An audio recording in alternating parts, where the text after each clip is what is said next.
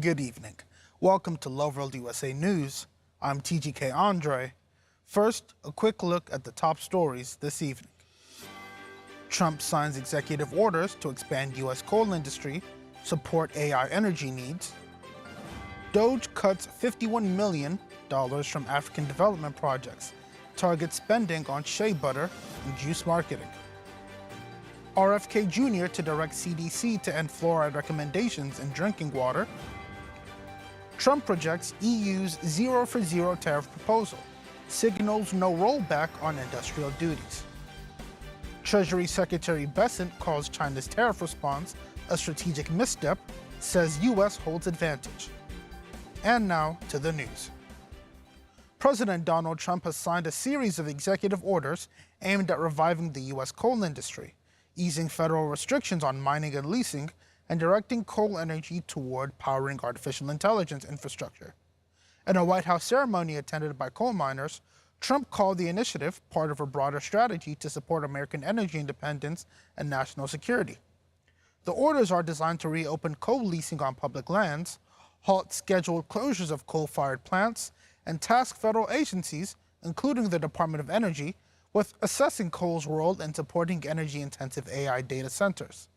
The executive action also calls on the Environmental Protection Agency and Department of the Interior to streamline regulations that had limited coal production in recent years. EPA Administrator Lee Zeldin, who had led several deregulatory efforts, is coordinating the rollback of previous emissions restrictions affecting coal power plants. Coal currently provides approximately 16% of the nation's electricity, according to the U.S. Energy Information Administration, a significant decline from 45% in 2010. Trump's orders seek to reverse this trend by leveraging coal's role in meeting projected surges in electricity demand from AI data operations and manufacturing. This move comes amid warnings of rising energy needs due to AI growth, with forecasts anticipating a global 165% increase in electricity demand over the next 5 years. Let's watch this. This directs all departments and agencies of the federal government to end all discriminatory policies against the coal industry. This ends the leasing moratorium that prevents new coal projects on federal land, and it's going to accelerate all permitting and funding for new coal projects to allow the coal industry to flourish under your leadership, sir. That's great. Thank you.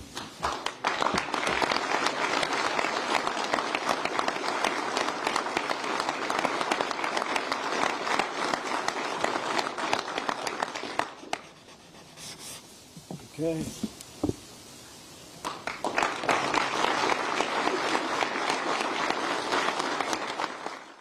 The Department of Government Efficiency, created by executive order under President Donald Trump, announced $51 million in budget cuts from the U.S. African Development Foundation.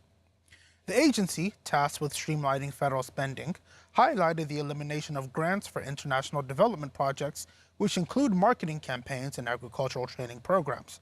Among the specific cuts, Doge listed $229,296 spent on marketing organic shea butter in Burkina Faso, $246,217 on mango drying facilities in Ivory Coast, and $239,738 for pineapple juice marketing in Benin. Additional cuts included nearly $100,000 for yogurt production expansion in Uganda, $84,000 for a business incubator in Nigeria, $50,000 for dragon fruit farming training in Senegal, and $48,000 for a WhatsApp chatbot in Kenya. In recent weeks, the department has reported canceling 113 contracts totaling $4.7 billion, including several focused on foreign climate change initiatives and diversity programs. Among these were $10 million for gender equity in Mexico and over $18 million across South and Central America for worker-related programming. Since its launch, Doge claims to have saved taxpayers $140 billion, averaging approximately $670 per taxpayer. U.S. Health and Human Services Secretary Robert F. Kennedy Jr. has announced that he plans to instruct the Centers for Disease Control and Prevention to end its long-standing recommendation that communities add fluoride to drinking water. The move comes as part of a broader reassessment of federal health policies related to public water systems. Speaking at a news conference in Salt Lake City alongside EPA Administrator Lee Zeldin, Kennedy said he is assembling a task force of health experts to study the issue and develop new recommendations. While Kennedy cannot ban fluoridation at the local level, he can influence national guidelines and collaborate with the Environmental Protection Agency, which sets the legal maximum fluoride level in public water systems. The EPA also confirmed Monday that it has launched a review of new scientific data concerning the potential health effects of fluoride exposure. The current federal limit for fluoride in drinking water is 4 milligrams per liter, though the CDC has recommended a level of 0.7 milligrams per liter since 2015. Kennedy praised Utah for becoming the first state to outlaw the fluoridation of public water, following a new state law signed in March by Republican Governor Spencer Cox. Water systems in the state must end fluoridation by May 7th. Nearly two-thirds of the U.S. population currently receives fluoridated water, but emerging studies, including one from the National Toxicology Program, have raised concerns about potential risks at elevated exposure levels, prompting new federal scrutiny. Let's take a look. Jr. is now moving forward with one of his top priorities as the Secretary of Health and Human Services, pushing to change CDC guidance to no longer recommend adding fluoride to public drinking water. In the era of fluoridated toothpastes and mouthwashes, it makes no sense to have fluoride in our water. On Monday, Utah becoming the first state in the country to ban fluoride from its drinking water systems, and more could soon follow suit. About two-thirds of the American public drink water with fluoride in it. It was added to drinking water in the 1900s to help prevent tooth decay. And we have seen a 25% reduction in terms of tooth decay by putting fluoride in the water. And it is a low-cost opportunity to really eliminate health disparities for individuals who may not be able to get to the dentist. But critics like RFK Jr. point to a report from the National Toxicology Program last year that found some evidence of lower IQ in children who had higher levels of fluoride exposure. But none of the children tested were in the U.S., and their exposure was twice the CDC's recommended limit for U.S. drinking water. The report also said more research is needed to see if those small doses recommended in the U.S. can cause harm, and that no cause and effect was found between fluoride exposure and lower IQ. More stories after this break. Don't go anywhere. One of the most important days, in my opinion, American history. It's our Declaration of Economic Independence. My fellow Americans, this is Liberation Day. April 2nd, 2025 will forever be remembered as the day American industry was reborn, the day America's destiny was reclaimed, and the day that we began to make America wealthy again. American steel workers, auto workers, farmers, and skilled craftsmen watched in anguish as foreign leaders have stolen our jobs, foreign cheaters have ransacked our factories, and foreign scavengers have torn apart our once beautiful American dream. Our country and its taxpayers have been ripped off for more than 50 years, but it is not going to happen anymore. We are finally putting America first. In a few moments, I will sign a historic executive order instituting reciprocal tariffs on countries throughout the world. We will supercharge our domestic industrial base. We will pry open foreign markets and break down foreign trade barriers. More production at home will mean stronger competition at lower prices. From this day on, we're not going to let anyone tell us that American workers and families cannot have the future that they deserve. We're going to produce the cars and ships, chips, airplanes, minerals, and medicines that we need right here in America. We're going to build our future with American hands, with American heart. This will be indeed the golden age of America. Welcome back. President Donald Trump has declined the European Union's offer for a zero-for-zero tariff agreement on industrial goods, saying the proposal was insufficient to reverse existing 20% duties on European imports.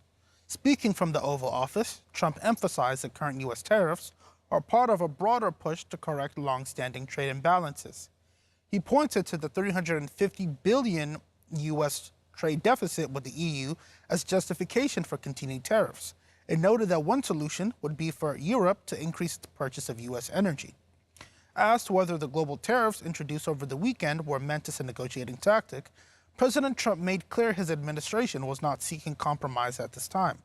He also reiterated that these measures fall under his broader America First trade agenda, aimed at restoring U.S. industry and addressing what he called decades of disadvantageous trade deals.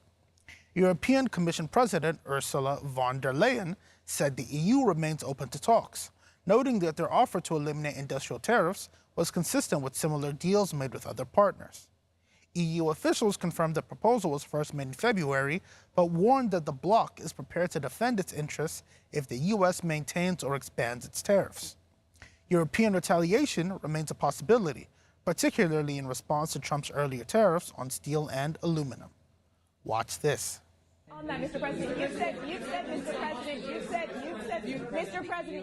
you've said it may take. The EU has said that they have offered 0 for 0 tariffs on cars and industrial goods. Is that not enough? Well, the EU, no, it's not. The EU has been very tough over the years. I always say it was formed to really do damage to the United States in trade. That's the reason it was formed. It was formed with all of the countries from Europe, I guess most of them, not all of them, but most of them. And they formed together to create a little bit of a monopoly situation, to create a unified force against the United States for trade. So they have NATO, which is largely the same countries, and they took advantage of us dollar-wise and militarily until I got there. You know, I was able to get $600 billion from NATO, where they paid NATO because most of these nations weren't even paying. We were paying for NATO, so we're paying them to guard them militarily, and they're screwing us on trade. So that's not a good combination. So now it's really turned around. It's the opposite, and the European Union's been very bad to us. They don't take our cars, like Japan in that sense. They don't take our agricultural product. They don't take anything practically. And yet they send millions of cars in a year, Mercedes-Benz, Volkswagen, BMWs.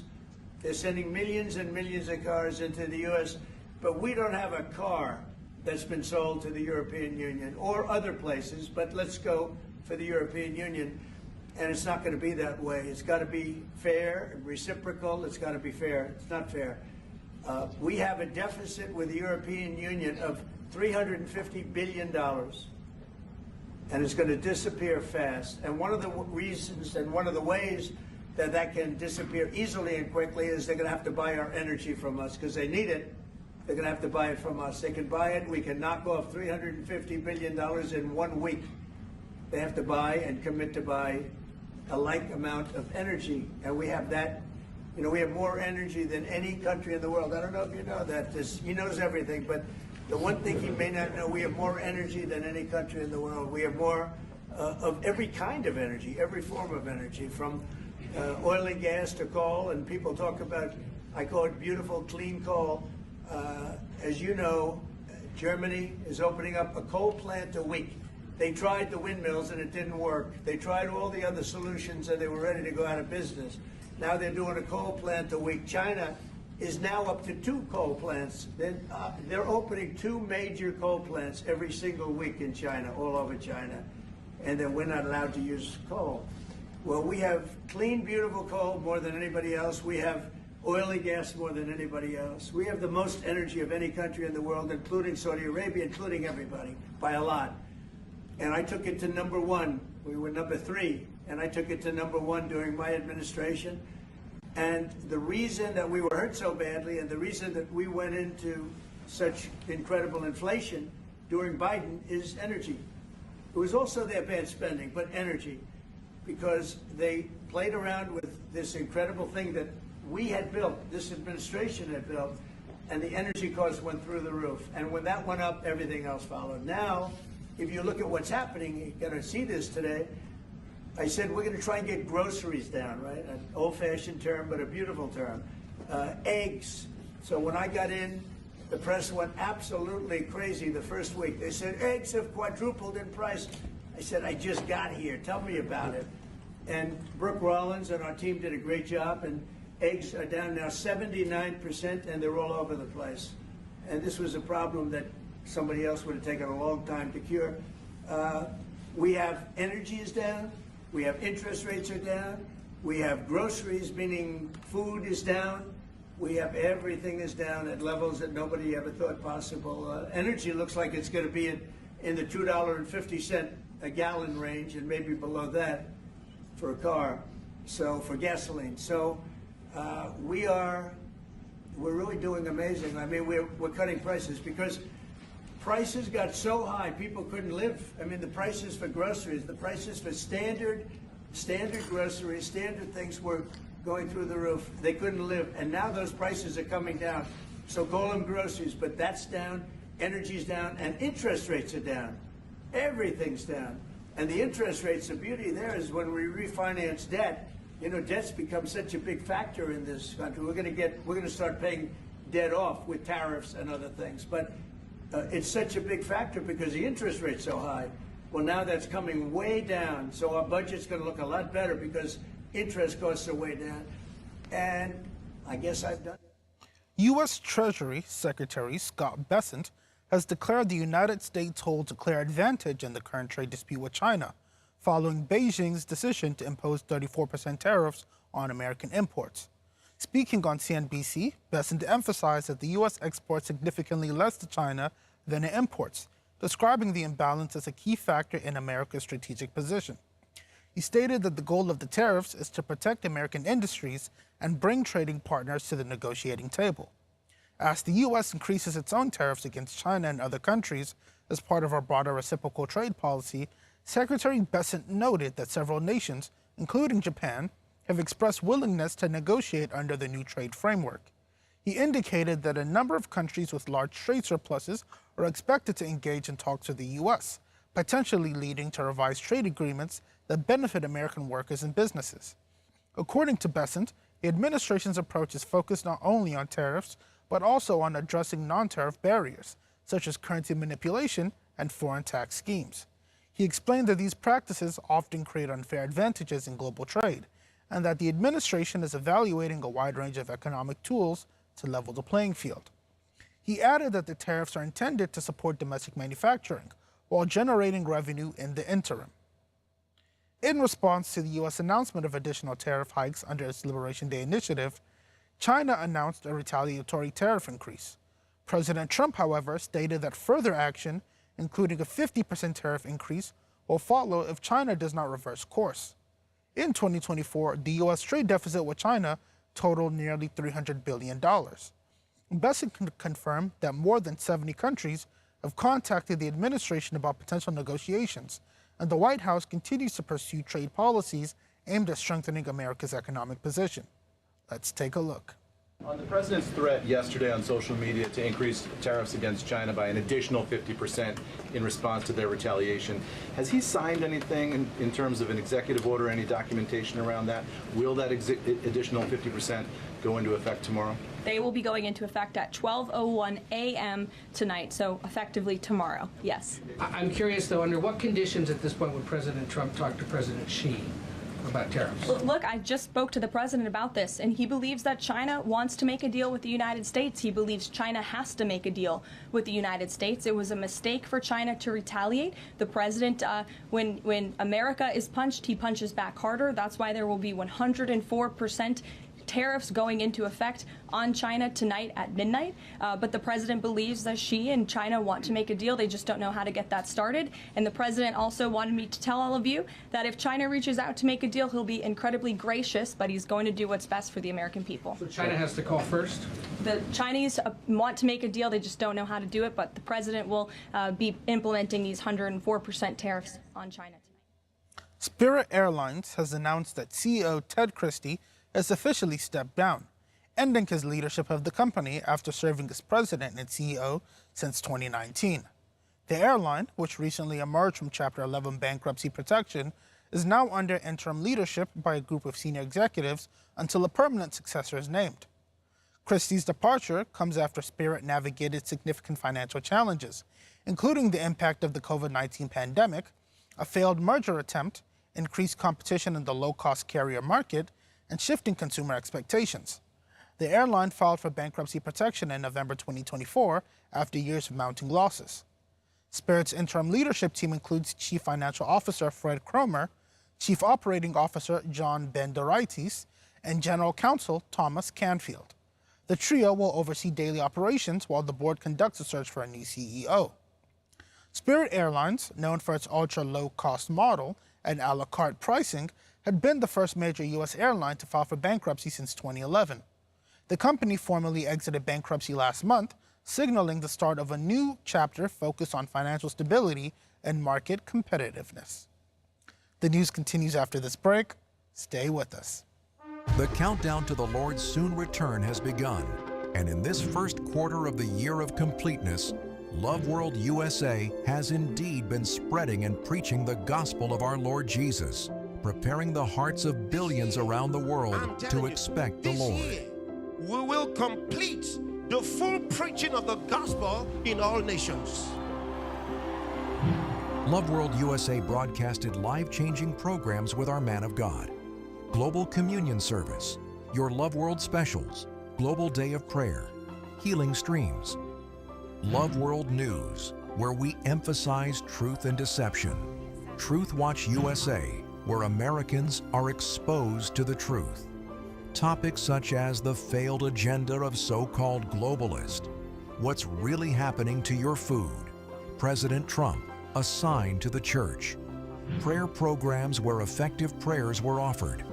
Tremendous Power, Pray for America, faith-filled programs like I'm Just Saying, Pastor Chris Worth reading, Stick to the Word, programs with Pastor Benny, and many more. We say thank you, dearest partners, for contributing towards our programming and daily operations through your partnership. Loveworld USA is positioned for a massive harvest of souls all around the world as we set our sail to reach more people in this second quarter, in more languages, and change more lives. This is a call to our dearest partners all over the world to join this mandate in completing the full preaching of the gospel to all nations as you sponsor our 2025 projects. 1. Pastor Chris in 1 Billion Homes Project. Ensure the spread of the message of the man of God through Loveworld USA. The spread of our ministry programs and agenda through satellite, cable, internet, digital, mobile apps, Alpha TV, OTT platforms, our news, and our current affairs. 2. Minutes to Reach Billions 4.0. Make your every minute count for the gospel as we spread the awareness of Loveworld USA to your world. 3. Translation of our language-specific channels. Make it possible for billions around the world to watch our programs in their native language. 4. Tag your name to a program. Sponsor and tag your name to our various Loveworld USA programs. You can adopt a specific program. 5. Studio upgrade. Join us today with your lavish gift to the work of Loveworld USA. Every SPs or dollar you give goes to accomplishing our mandate to fully preach the gospel with our life-transforming content. For more information, please call the number showing on your screen. God bless you. Thank you for staying with us. Ukrainian President Volodymyr Zelensky has for the first time publicly confirmed that Ukrainian forces are conducting operations inside Russia's Belgorod region. In a video address on Monday, Zelensky stated that Ukrainian troops are carrying out active operations in the border areas on enemy territory, calling the actions absolutely just. The Ukrainian president emphasized that the objective of these operations is to protect Ukraine's Sumy and Kharkiv regions and relieve pressure on the Eastern Front, particularly in Donetsk. He also reinforced and referenced Ukraine's limited presence in Russia's Kursk region, an area previously targeted during a major offensive last year. While Russia previously reported Ukrainian incursions in Belgorod, claiming they were repelled, independent military sources and Russian military bloggers noted combat activity near villages such as Debikdogfa and Prilyshe, just kilometers from the Ukrainian border. The US-based Institute for the Study of War reported Ukrainian advances in these areas in March, though confirmation remains limited. Zelensky praised specific Ukrainian units, including the 225th Assault Regiment, for their efforts in Belgorod. The president did not provide operational details, but his remarks marked a shift from earlier indirect acknowledgments. The cross-border operations may serve both tactical and strategic purposes, including forcing Russian troop redeployments and potentially gaining leverage in future negotiations. Let's take a look. Today, Chief of Defence Alexander Syrsky reported separately on the front line our presence in the Kursk region and our presence in the Belgorod region. We continue to conduct active operations on the border areas on the enemy's territory, and this is absolutely right. The war must return to where it came from. UK Defence Secretary John Healey has met with the family of Agnes Wanjiru in Nairobi on April 7th, marking the first official engagement between a UK government minister and the relatives of the slain Kenyan woman. Wanjiru, then 21 years old, was found murdered in 2012 in Nanyuki, a town near a British Army training base. The case has remained unsolved and unresolved for more than a decade, fueling public outcry and diplomatic concern. Speaking after the meeting, Secretary Healey described the encounter as deeply humbling and praised the family's endurance during their 13-year quest for justice. He reiterated the UK government's support for ongoing investigations, including the facilitation of Kenyan detectives traveling to the UK to interview witnesses and the deployment of the UK Provost Marshal, Serious Crimes, to assist with inquiries in Kenya. Healey also committed to raising the issue directly with President William Ruto during his official visit. Wanjiru's body was discovered in a hotel septic tank in 2012. A 2019 Kenyan inquest concluded that she was murdered by one or more British soldiers stationed in the area. Since then, her family, especially her sister Rose Wanjiku and niece Esther Njoki, has pushed for action from both the Kenyan and UK governments amid allegations of a cover-up. Following their meeting with Healey, the family issued a statement expressing both appreciation and continued concern. They acknowledged the significance of the UK government's outreach, but noted the emotional toll of Wanjiru's death and their cautious optimism after years of empty promises. The family called for a full and transparent investigation in both Kenya and the UK to ensure accountability and prevent future incidents. And to end the news today, a quick recap of the headlines. Trump signs executive orders to expand U.S. coal industry, support AI energy needs. Doge cuts $51 million from African development projects, targets spending on shea butter and juice marketing. RFK Jr. to direct CDC to end fluoride recommendations in drinking water.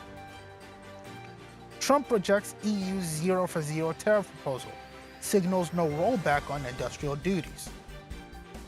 Treasury Secretary Bessent calls China's tariff response a strategic misstep, says U.S. holds advantage. And that's the news for today. Join us same time tomorrow for more news. I'm TGK Andre. Good night, and God bless you.